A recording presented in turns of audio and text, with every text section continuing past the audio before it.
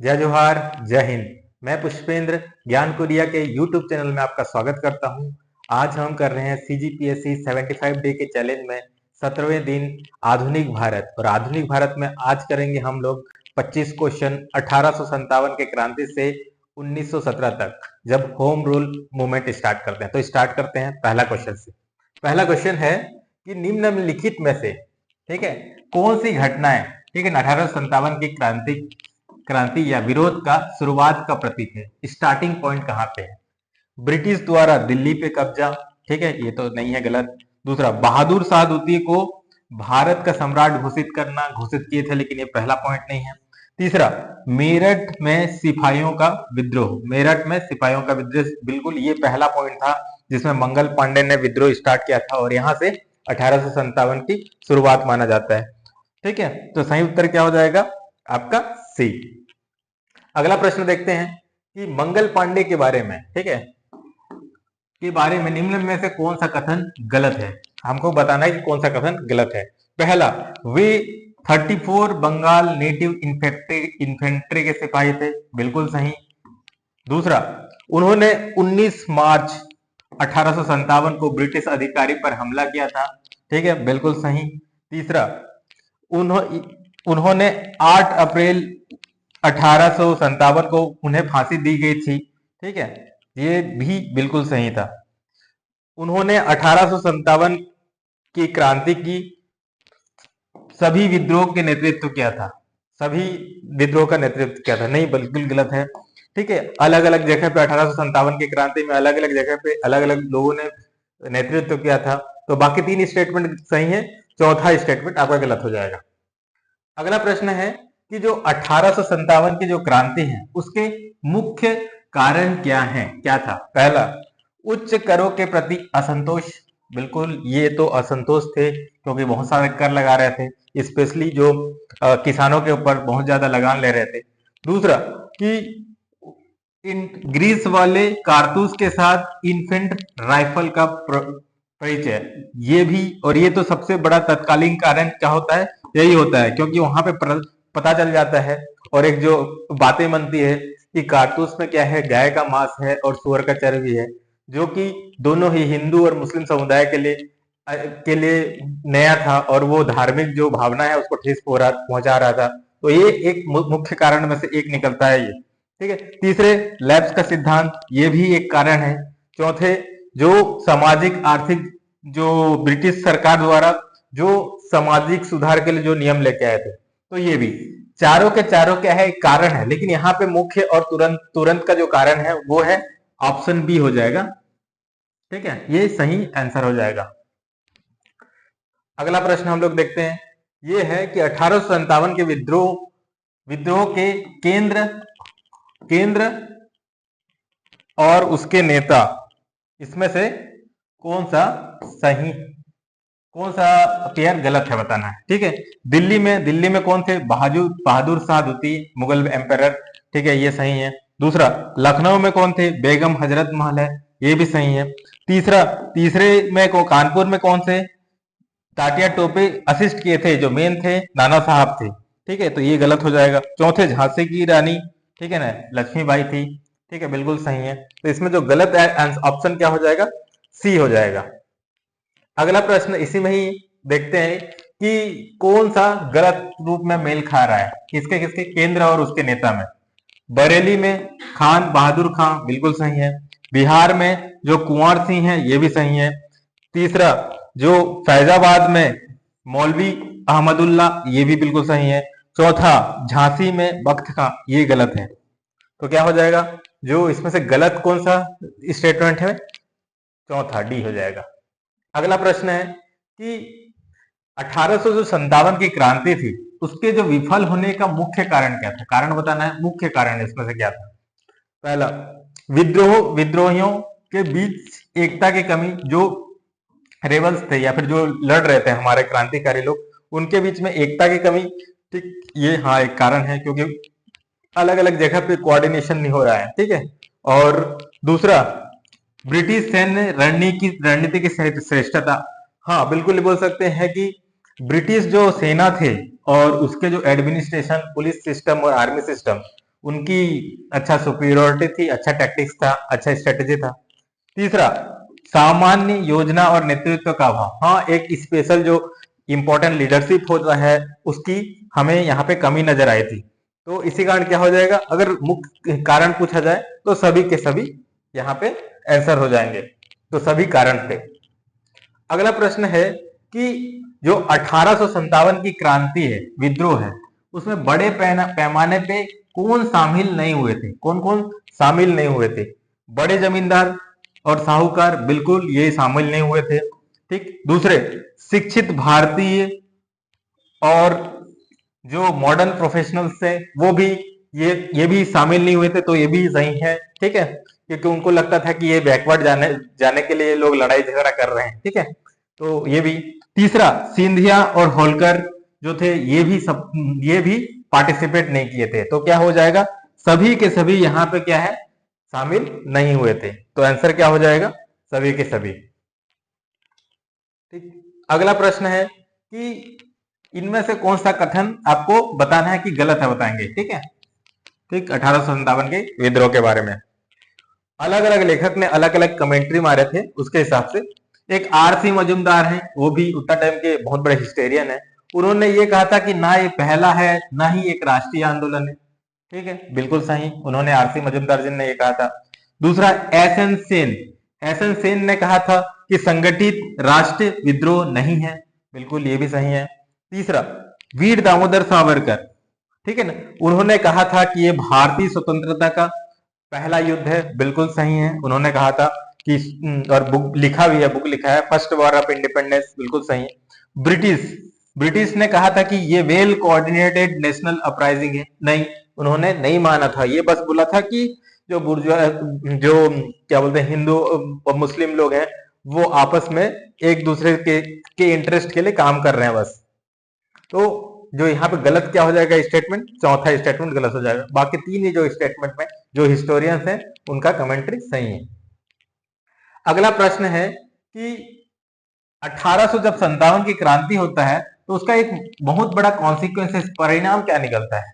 पहला, east India company के शासन का अंत होता है, बिल्कुल सही होता है। इसके बाद क्या है कि क्वीन जो क्राउन रूल स्टार्ट हो जाता है डायरेक्टली ब्रिटिश सरकार के अंदर। दूसरा, भारतीय राष्ट्रीय कांग्रेस की स्थापना, ठीक है, ये गलत है, भारतीय राष्ट्रीय कांग्रेस की जो तुरंत परिणाम नहीं रहता है, बाद में होता है, ठीक है ना, वो भी 1885 में होता है। तीसरा, इमीडिएट ग्रांट ऑफ इंडिपेंडेंस, नहीं भैया, तुरंत आजादी देते तो हम पढ़ते नहीं उसके बाद का इतिहास। उसके बाद रियासतों के बीच पूर्ण एकता, नहीं, कभी आया ही नहीं ये एकता। तो आंसर क्या हो जाएगा, ईस्ट इंडिया कंपनी का एबोलिशन। बताना है कि 1857 के विद्रोह के बाद जो प्रशासनिक परिवर्तन किए उनमें से कौन सा कथन गलत है, गलत बताना है कौन सा कथन जो एडमिनिस्ट्रेटिव जो चेंजेस लेके आया उसमें। पहला, ब्रिटिश क्राउन ने भारत का प्रत्यक्ष नियंत्रण ले लिया, यस बिल्कुल, लास्ट क्वेश्चन में यही तो समझे हैं, ठीक है ना, ब्रिटिश क्राउन ने महारानी के अंदर भारत सरकार के शासन आ गया, पहला। दूसरा, जो गवर्नर जनरल होते थे, ठीक है, ईस्ट इंडिया कंपनी के, अब ब्रिटिश क्राउन में उनका नाम वायसराय कर दिया, बिल्कुल सही, उनका नाम वायसराय कर दिया। तीसरा, भारतीय सैनिकों को ब्रिटिश सैनिकों के समान रैंक दी गई, नहीं भाई, समान रैंक नहीं दिया जाता, अब और उसमें जटिलता लेके आ जाते हैं। तीसरा, ब्रिटेन में भारत को देखने के लिए एक सेक्रेटरी ऑफ स्टेट नियुक्त किया गया, बिल्कुल सही है, सेक्रेटरी ऑफ स्टेट नियुक्त किया गया, ठीक है, जो ब्रिटेन के पार्लियामेंट में भारत के बारे में पूरा बताते हैं। तो आंसर क्या हो जाएगा, सी, ये गलत है। अगला प्रश्न है कि ये जो व्यक्तित्व है, अब हम लोग देखते हैं कि जो 1800, अब कौन कौन से एक जो पॉलिटिकल जो अपराइजिंग होता है 1857 के बाद, एक जो हमको पता चलता है कि हम लोग गुलाम हुए हैं, उसके बाद क्या है कि कुछ अलग अलग संगठन निकलते हैं, पॉलिटिकल संगठन, तो उसके बारे में हम लोग देखेंगे। तो जो स्थापना, संगठन की स्थापना तिथि और व्यक्तित्व में कौन सा गलत मेल खाता है ये देखना है अपने को। पहला है लैंड होल्डर सोसाइटी, 1838 में द्वारिकानाथ टैगोर द्वारा बनाया गया, ये बिल्कुल सही है। दूसरा, ब्रिटिश इंडिया एसोसिएशन, 1851 में सुरेंद्र नाथ बनर्जी के बनाते हैं, नहीं ये गलत है। ठीक है। तीसरा, पूना सार्वजनिक सभा 1867 में एम.जी. रनाडे बनाते हैं, बिल्कुल सही है। चौथा, मद्रास महाजन सभा 1884 में जी सुब्रमण्यम अय्यर, जो द हिंदू भी लिखे हैं, ठीक है ना, वो बनाते हैं। यहाँ पे ये सही है। तो यहाँ पे गलत क्या हो जाएगा, जो ब्रिटिश इंडिया एसोसिएशन, ये सुरेंद्र नाथ बनर्जी, ये गलत है। सुरेंद्र नाथ बनर्जी इंडियन एसोसिएशन बनाते हैं, ठीक है, ब्रिटिश नहीं लिखते। तो गलत कौन जाएगा, होगा बी गलत हो जाएगा।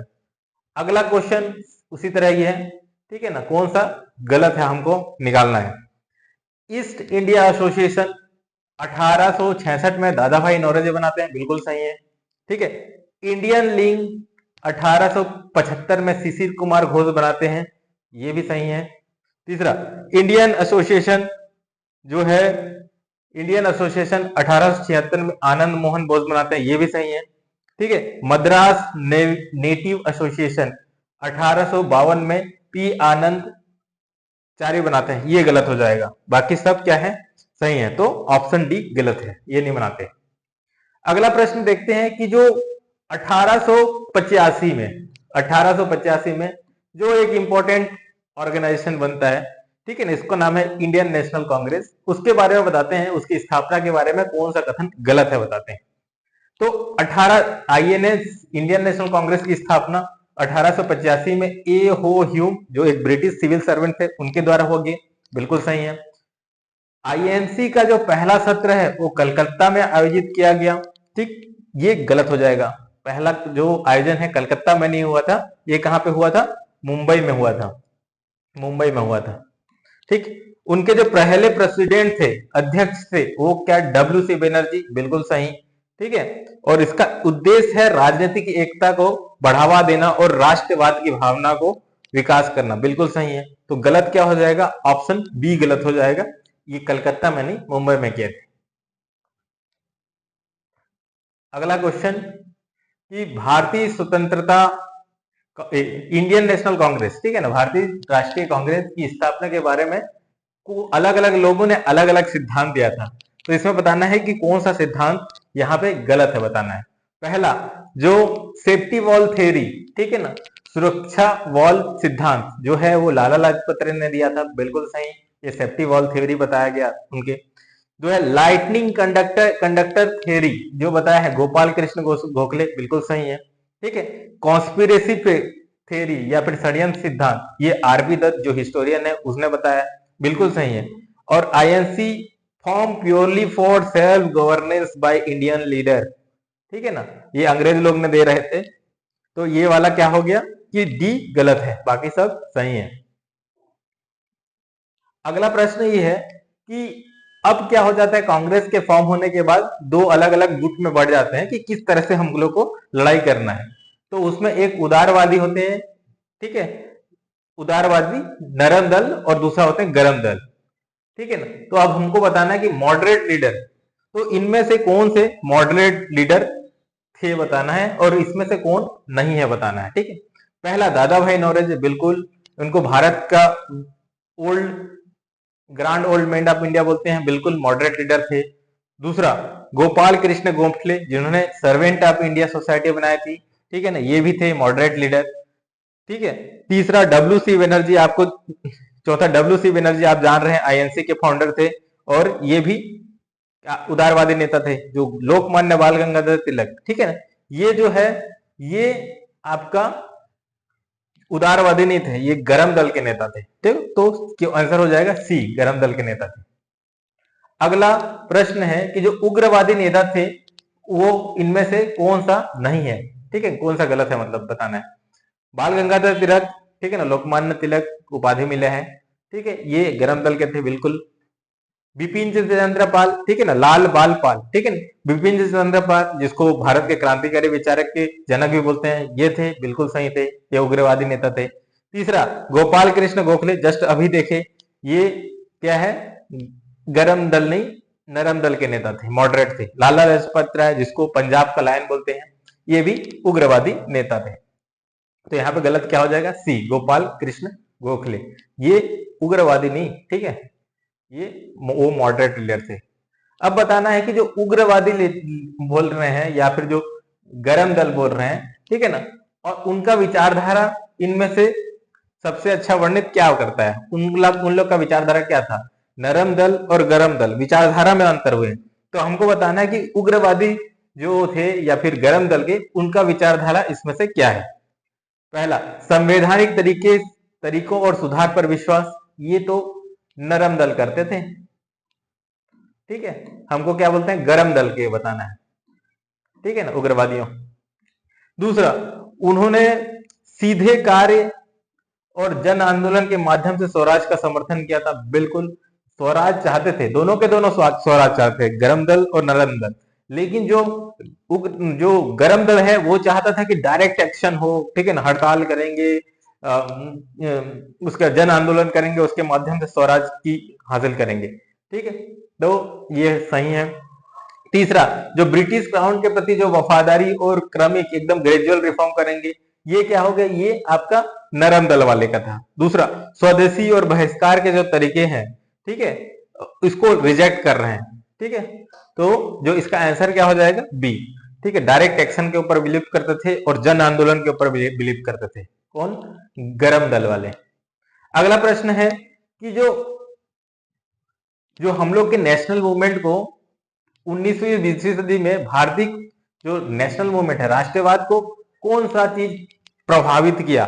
जैसे कि हमारा जो नेशनलिज्म है, जैसे हम लोग को ब्रिटिश लोग डरा के रख दिए थे, तुम लोग तो क्या बोलते हैं, रूल करने के लायक नहीं हो, ठीक है ना, हम लोग पूरा जो है रेस है जो है वो दुनिया में राज करते हैं, जो यूरोपियंस को कोई नहीं हरा सकता। लेकिन कौन सा 19वीं और 20वीं सदी में ऐसा कौन सा घटना हुआ जो ये जो भारतीय राष्ट्रवाद को मजबूती दी। पहला, रशिया जापान के युद्ध में जापान का विजय होना, बिल्कुल 1905 के आसपास में एक जापान क्या है, एशिया का कंट्री यूरोपियन कंट्री को हरा देता है, ठीक है, ये।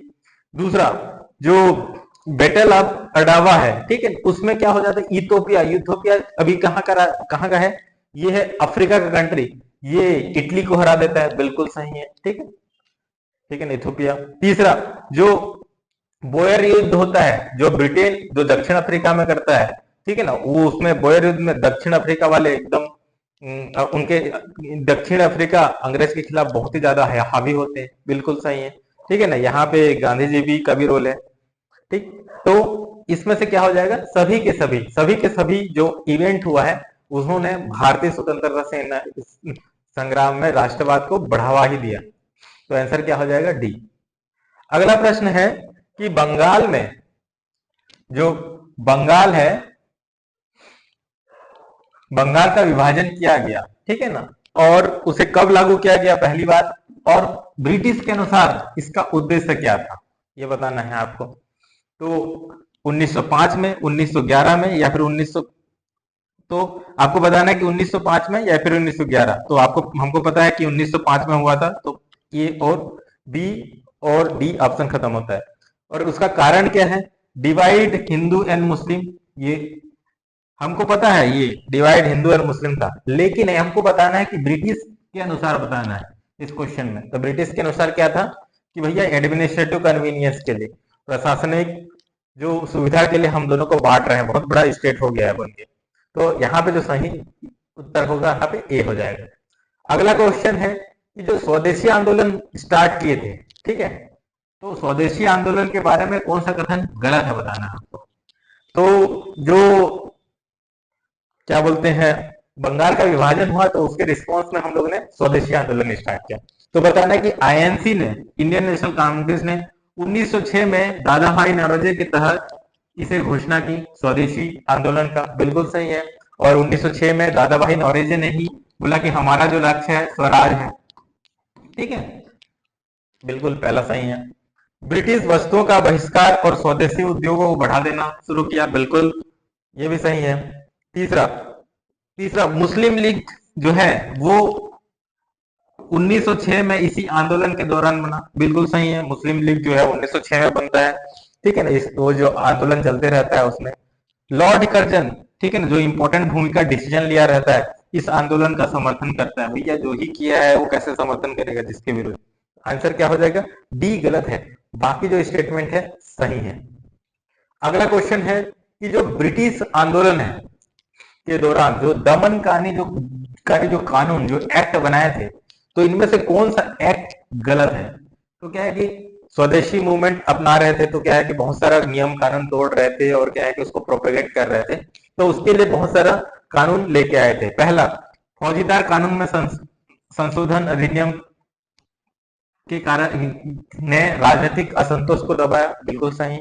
दूसरा, जो एक्सप्लोसिव सब्सटेंस एक्ट लेके आया गया और टारगेट किया गया जितने भी रिवोल्यूशनरीज थे, बिल्कुल बहुत सारे जो क्रांतिकारी थे, वो कोई बम बना रहा था, कोई बारूद बना रहा था, तो उसको उसको रेगुलेट करने के लिए नियम बनाया, ये सही है।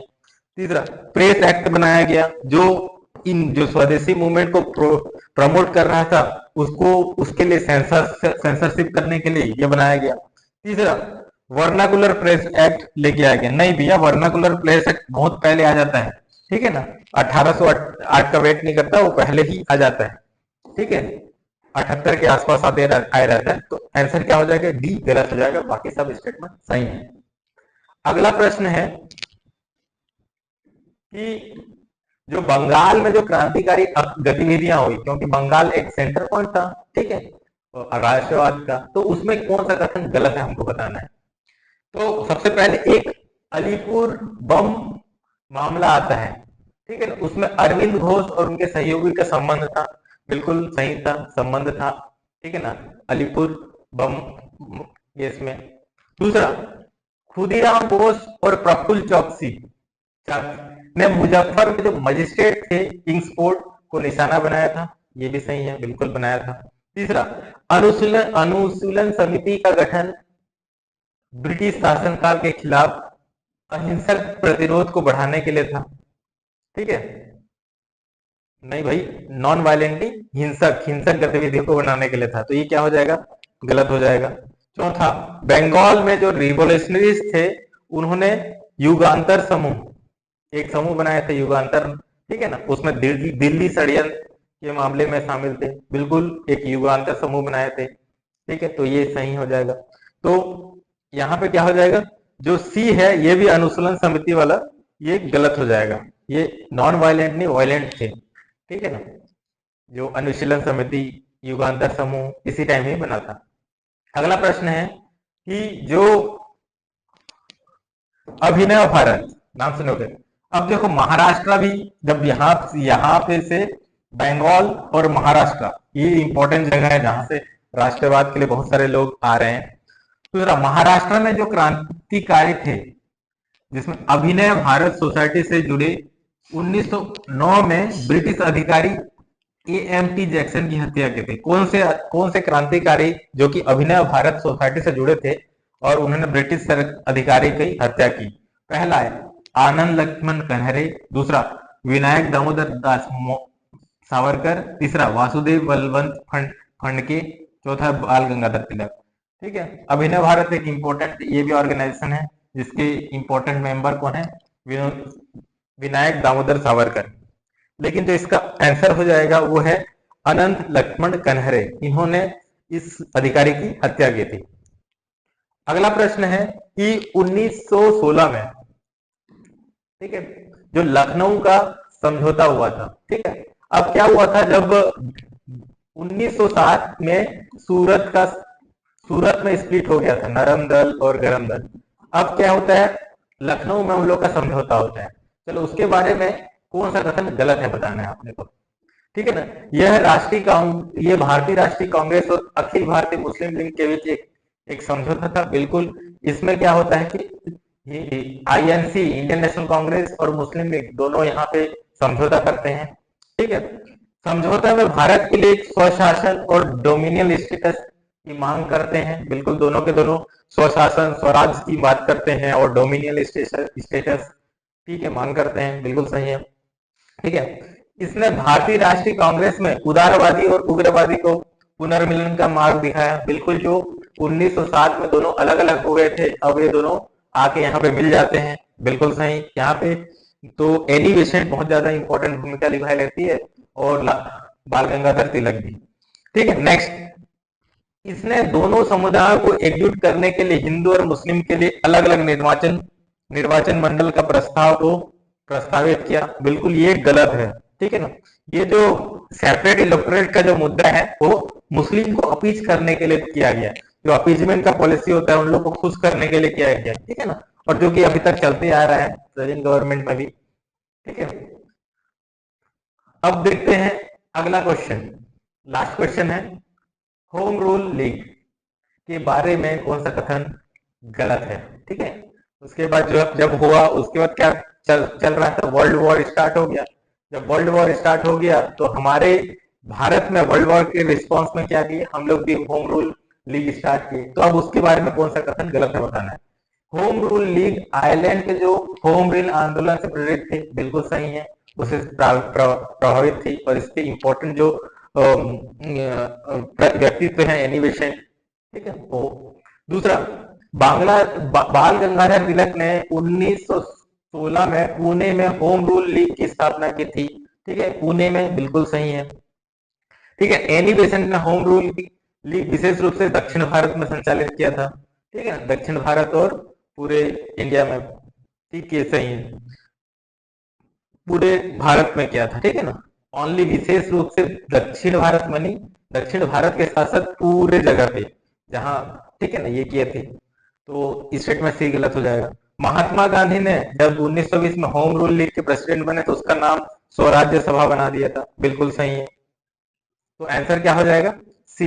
इन्होंने मात्र दक्षिण भारत में नहीं, जहां तिलक जहां पे महाराष्ट्र के पुणे के एरिया में थे और बाकी जो जगह पे वो एनिमेशन की लीड कर रहे थे। तो इसी तरह से हम लोग ने 25 क्वेश्चन हमने कंप्लीट किया स्वतंत्र भारत का 1857 से लेके 1917 तक। अगला जो फेज है गांधीयन फेज का, हम लोग 25 क्वेश्चन करेंगे नेक्स्ट। तो आपको ये कंटेंट अगर अच्छा लगा तो लाइक करें, सब्सक्राइब करें, और इसको अगर डाउनलोड करना चाहते हैं तो हमारे टेलीग्राम चैनल में ज्वाइन कर सकते हैं। Thank you.